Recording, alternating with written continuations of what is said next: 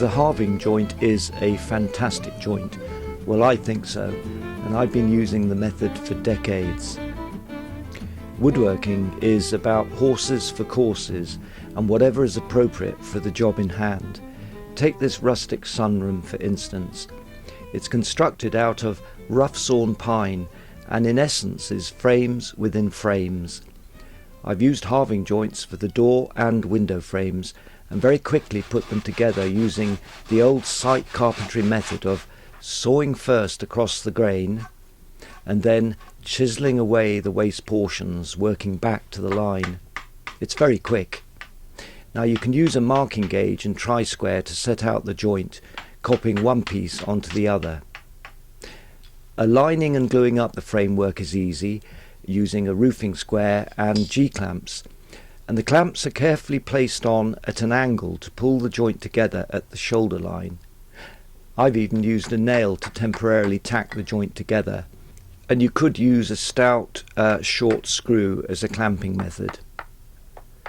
I've always used cascamite, which is a great outdoor glue, but for indoor halve joints for frameworks you can use a PVA or similar glue. Just make sure the surface contact is flat.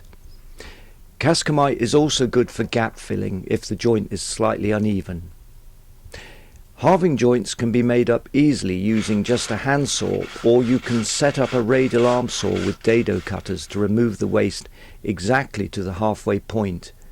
In fact, I think the joint lends itself perfectly to that much underrated tool, the radial arm saw.